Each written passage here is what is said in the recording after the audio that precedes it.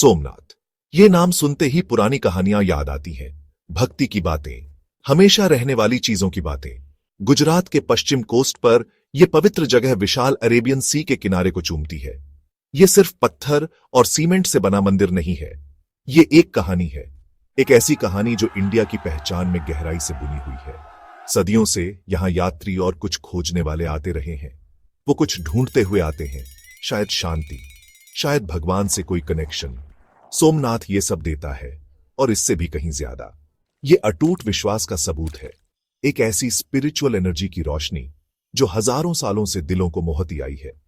जरा सोचो, तुम वहां खड़े हो, मंदिर की घंटियों की आवाज लहरों की आवाज के साथ मिल रही है।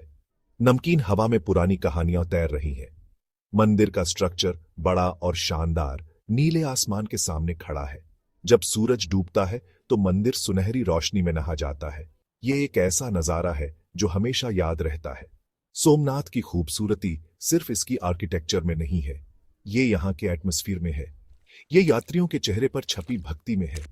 ये वो जगह है जहां एंशिएंट और कंटेम्पररी एक साथ खूबसूरती से मिलते हैं।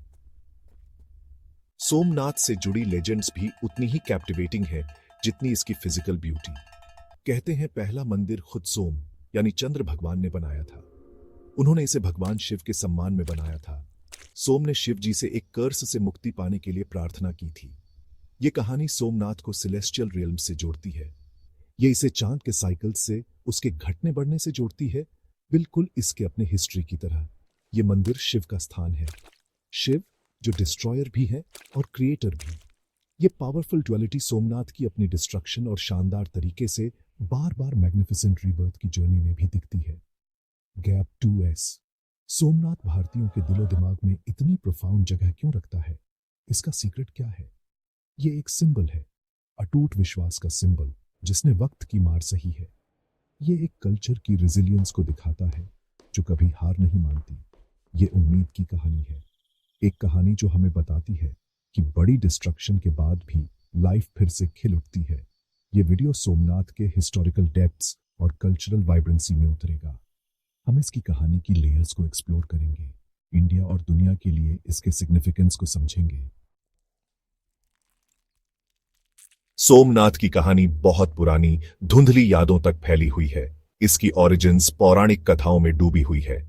जैसा कि बताया, सोम यानी चंद्र भगवान को पहला मंदिर बनाने का क्रेडिट दिया जाता है। उन्होंने इसे गोल्ड से बनाया था। यह भगवान शिव के लिए एक ऑफरिंग था। शिव जी ने सोम को उनके ससुर दक्ष के कर्ज से मुक्त किया था। इस कर्ज की वजह से सोम की चमक कम हो रही थी। सोम की इस डिवोशन ने सोमनाथ को हीलिंग और डिवाइन ग्रेस की जगह बना दिया। यह मंदिर नेचर और कॉस्मोस के साइकिल से गहराई से जुड़ गया, एक ऐसी जगह जहां अर्थली और हेवनली एनर्जीज मिलती थी। जैसे जैसे एजेस गुजरे, कहते हैं मंदिर कई बार रिबिल्ड हुआ। हर रिबिल्डिंग में डिफरेंट मटेरियल्स इस्तेमाल हुए जो बदलते वक्त को दिखाते थे। लेजेंड है कि लंका के राजा रावण ने इसे सिल्वर में रिबिल्ड किया। बाद में लॉर्ड कृष्णा ने इसे सैंडलवुड में रिकंस्ट्रक्ट किया, ऐसा माना जाता है। ये कहानियां चाहे लिटरल हों या सिंबॉलिक, सोमनाथ के एंड्यूरिंग इंपॉर्टेंस को हाईलाइट करती हैं। ये दिखाती हैं कि कैसे डिफरेंट इराज और डिफरेंट पावरफुल फिगर्स ने इसकी सैंक्टिटी को पहचाना। इसके हिस्ट्री की हर लेयर ने इसके मिस्टीक को और बढ़ाया। हर रिकंस्ट्रक्शन ने इसके स्पिरिचुअल सिग्निफिकेंस को मजबूत किया और ज्यादा डिवोटीज को इसके सेक्रेड परिसर में खींचा। हिस्टोरिकल रिकॉर्ड्स और एंशिएंट टेक्स्ट्स भी सोमनाथ की ग्लोरी की बातें करते हैं। अरब ट्रैवलर अल-बिरूनी ने 11वीं सदी में सोमनाथ के बारे में लिखा था। उसने इसकी इमेंस वेल्थ और इसके पिलग्रिम्स की डीप डिवोशन को डिस्क्राइब किया। ये सिर्फ अपनी मटेरियल रिचेस, जैसे कि इसे सजाने वाले जूल्स और गोल्ड के लिए ही रिनाउंड नहीं था, ये स्पिरिचुअल वेल्थ का भी सेंटर था। ये लर्निंग, फिलोसफी और रिलीजियस डिस्कोर्स की जगह थी। लेकिन इस फेम ने इसे उन इन्वेडर्स का टारगेट भी बनाया जो इसके ट्रेजर्स लूटना चाहते थे और इसकी स्पिरिचुअल अथॉरिटी को चैलेंज करना चाहते थे। गुजरात में प्रभास पाटन कोस्ट पर सोमनाथ की लोकेशन स्ट्रेटेजिकली इंपॉर्टेंट थी। ये एक थ्राइविंग पोर्ट सिटी था। इसने इंडिया और दुनिया के दूसरे हिस्सों जैसे अरेबिया और अफ्रीका के बीच ट्रेड और कल्चरल एक्सचेंज को फैसिलिटेट किया। सामान और आइडियाज से लदे जहाज यहाँ डॉक करते थे। इस इंटरैक्शन ने रीजन को एनरिच किया। इसने सोमनाथ को लंबे समय तक कल्चर्स का मेल्टिंग पॉट बनाया। हाउएवर, इस प्रॉस्पेरिटी और प्रोमिनेंस ने चैलेंजेस भी लाए। जिन फैक्टर्स ने इसकी फेम में कंट्रीब्यूट किया, उन्हीं ने इसे हिस्ट्री और कॉन्फ्लिक्ट के टर्बुलेंट करंट्स में भी एक्सपोज किया, जिससे ड्रामेटिक इवेंट्स के लिए मंच तैयार हुआ। सोमनाथ का हिस्ट्री तबाही और रिकंस्ट्रक्शन के एक पेनफुल साइकिल से भरा है। इनमें सबसे इन्फेमस इवेंट था 1026 सीई में महमूद गजनवी का रेड। वो आज के अफगानिस्तान से आया था। उसकी आर्मीज ने मंदिर के वास्ट ट्रेजर्स लूट लिए। उन्होंने पूज्य शिवालिंगम को डिस्ट्रॉय कर दिया। ये काम सिर्फ लूटिंग का नहीं था, इसे लोगों के रिलीजियस सेंटिमेंट्स और कल्चरल आइडेंटिटी पर एक वायलेंट असॉल्ट माना गया।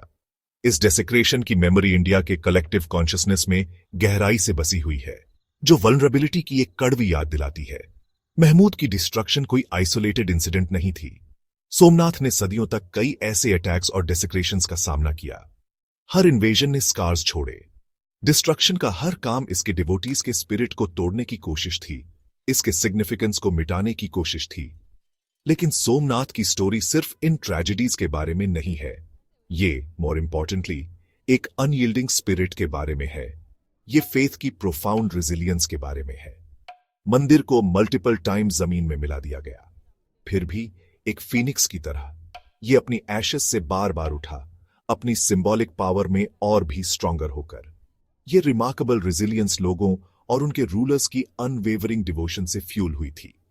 हर डिस्ट्रक्शन के बाद लोकल किंग्स और डिवाउट कम्युनिटीज ने सोमनाथ को रीबिल्डिंग का काम अपने हाथ में लिया।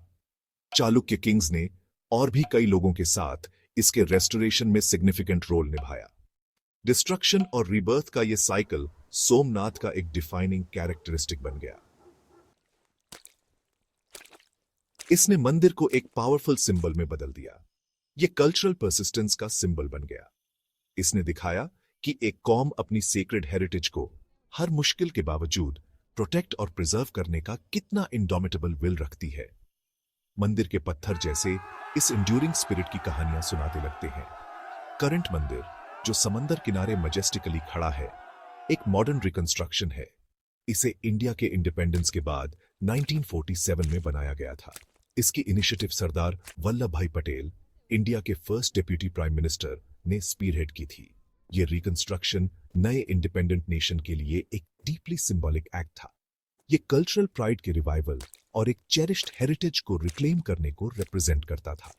नया मंदिर, जो traditional Chalukya style of architecture में बना है, एक प्राउड मॉन्यूमेंट की तरह खड़ा है। ये इंडिया के एंशिएंट फेथ और सेल्फ रिन्यूअल की तरफ उसकी जर्नी का टेस्टमेंट है। आज सोमनाथ हिंदू पिलग्रिमेज और वर्शिप का एक वाइब्रेंट सेंटर बना हुआ है। इसे लॉर्ड शिवा के 12 ज्योतिर्लिंगस में पहला होने का डिस्टिंक्शन हासिल है। ये ज्योतिर्लिंगस शिव के सबसे सेक्रेड निवास माने जाते हैं, जहां उनकी पूजा लाइट के लिंगम के रूप में होती है। इस स्पेशल स्टेटस की वजह से हर साल मिलियंस ऑफ डिवोटीज सोमनाथ आते हैं। वो इंडिया और दुनिया के कोने कोने से आते हैं। वो अपनी प्रेयर्स ऑफर करने, ब्लेसिंग्स लेने और इस एंशिएंट साइट की स्पिरिचुअल ऑरा में इमर्स होने आते हैं। ये जो फेथ इंस्पायर करता है वो पावरफुल है। मंदिर महाशिवरात्रि, कार्तिक पूर्णिमा और श्रावण मास जैसे मेजर फेस्टिवल्स के दौरान ट्रूली जिंदा हो उठता है। इन टाइम्स में हवा में डिवोशन ही डिवोशन होती है। वैदिक चैंट्स, डिवोशनल हिम्स और टेंपल बेल्स की आवाजें एक डीपली स्पिरिचुअल एटमॉस्फेयर बनाती हैं। स्पेशल पूजास और इलैबोरेट रिचुअल्स परफॉर्म किए जाते हैं। थाउजेंड्स ऑफ पिलग्रिम्स बड़े फर्वर के साथ इन सेलिब्रेशंस में पार्टिसिपेट करते हैं। इन इवेंट्स को विटनेस करना हिंदुइज्म की लिविंग ट्रेडिशंस की एक ग्लिम्स देता है। ये फेथ के उस कलेक्टिव एक्सप्रेशन को शोकेस करता है जिसने सदियों से सोमनाथ को एनिमेटेड रखा है। यहां की एनर्जी इन्फेक्शियस होती है, जो हर प्रेजेंट इंसान को टच करती है। इसके रिलीजियस सिग्निफिकेंस के अलावा सोमनाथ इंडियन कल्चर और ट्रेडिशंस को प्रिजर्व और प्रमोट करने में क्रूशल रोल निभाता है। मंदिर कॉम्प्लेक्स में अक्सर कल्चरल प्रोग्राम्स, रिलीजियस डिस्कोर्सेज और एग्जीबिशंस होस्ट किए जाते हैं। ये एक्टिविटीज यंगर जनरेशंस को उनकी हेरिटेज के बारे में एजुकेट करने में हेल्प करती है। सोमनाथ से जुड़ी स्टोरीज, इसकी रेजिलियंस की हिस्ट्री और इसकी आर्किटेक्चरल ग्रैंडर, ये सब इस लिविंग लेगेसी का हिस्सा है। ये इंडिया के पास्ट से एक टेंजिबल लिंक की तरह काम करता है। ये वो जगह है जहां हिस्ट्री सिर्फ बुक्स में भी नहीं जाती, बल्कि एक्सपीरियंस्ड और फेल्ट की जाती है, जिससे कंटिन्यूटी का सेंस फॉस्टर होता है। इन कंक्लूजन, सोमनाथ एक एंशिएंट टेम्पल से कहीं ज्यादा है। ये एक पावरफुल सिंबल है। ये इंडिया की सोल को एम्बॉडी करता है। एक ऐसी सोल जिसने एडवर्सिटी का सामना करेज से किया है।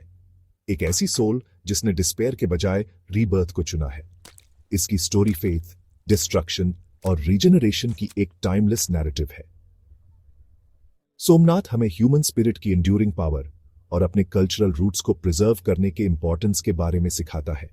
ये अरेबियन सी के किनारे प्राउडली खड़ा है, इटर्नल फेथ का एक बीकन बनकर। ये इंडिया की रिच स्पिरिचुअल हेरिटेज और रिन्यूअल की उसकी कैपेसिटी की रिमाइंडर है, जो इसकी आइडेंटिटी का एक वाइटल हिस्सा है।